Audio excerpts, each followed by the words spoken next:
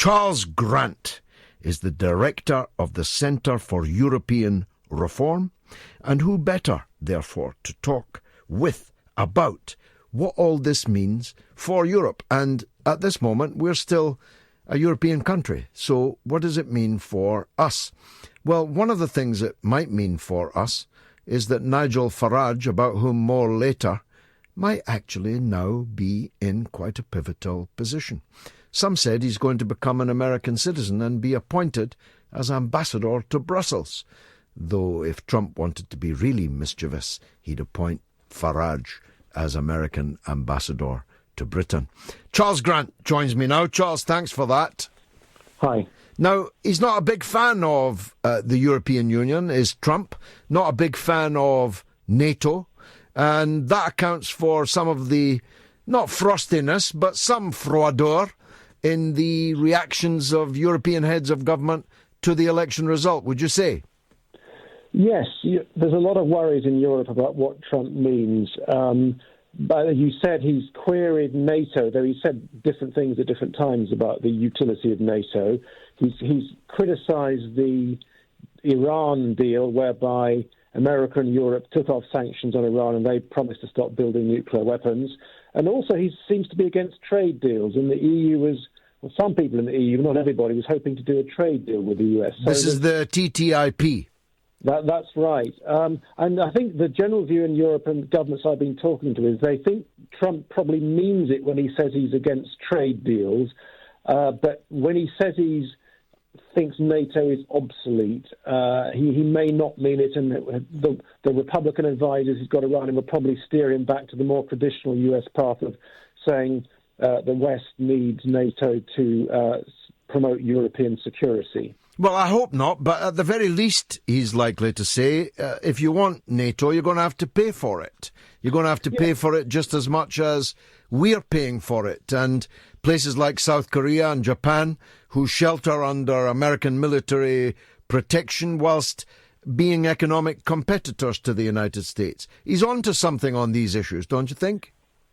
He's on to something, because it is true Europe has been free riding off the US defence budget for a long time. We've been not spending much money on defence, and America's looked after us. And the same could be said for Japan and South Korea. It's one thing to say, though, George, that the Europeans and maybe the Koreans and Japanese should spend more on their defence. It's another thing to say, where just NATO, which has been the cornerstone of European stability since the Second World War, will be kind of wound up, or we just won't bother to help you if the Chinese attack Korea or Japan. He's also told Korea and Japan to build their own nuclear weapons, which is slightly alarming for some of us.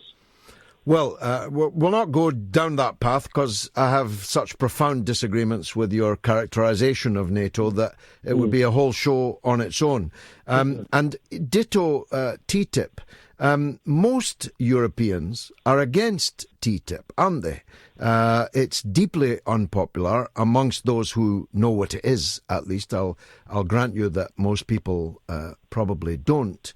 And it might be that TTIP was dead in the water anyway. And given how hostile he's been to NAFTA, a similar trade deal with Mexico and Canada, a bit of TTIP with bells on it, and the prospect of an Asian TTIP, NAFTA-type deal, I suspect he'll stick to his guns on these things. I think on trade, on TTIP, you're right. TTIP was, well, you and I probably have different views on it, but it's certainly true that although most European governments are fairly much in favour of it, public opinion in many European countries is not sympathetic. I think TTIP is dead. The Trans-Pacific Partnership he's done with a lot of Asian and Latin American countries is dead. I think NAFTA is not dead. The American economy couldn't survive easily without NAFTA. He'll go through the process of the charade of trying to renegotiate it, but I think Canada and Mexico are so closely integrated into the US economy, they couldn't actually end NAFTA, in my view. Now, Farage likes to claim that Trump is a very, if not Anglophile, then definitely Scotophile, if that's a word, and that we stand a chance of being America's real best friend now that Trump is in the White House. Do you share that? Well, there is already a special relationship between Britain and the US in certain respects. It applies to intelligence cooperation, some military affairs and the security domain. But it's really only the Brits who think there's a broader special relationship. When you go to Washington, you don't find very many people talking about a special relationship. I'm sure Farage is right that Trump sees the Brits as good guys whom the US should deal with. But I think we should hold our horses on thinking there's going to be a UK-US trade deal anytime soon. For a start, Trump is not a great fan of trade deals, as we've heard. Secondly, the UK can't legally do a trade deal with anybody else that leaves the EU. And thirdly, I've actually spoken recently to American trade negotiators. They make the point that America wouldn't want to do a deal with the UK till it knows what the state of the UK's own relationship with the EU is going to be in the long term, because that would affect the terms of any deal America wanted to do with the Brits. I think we need to be a little bit cautious and patient about a US-UK trade deal. And we won't know that, will we, until 2 years after Article 50 is triggered, and we don't know when that trigger will be pressed.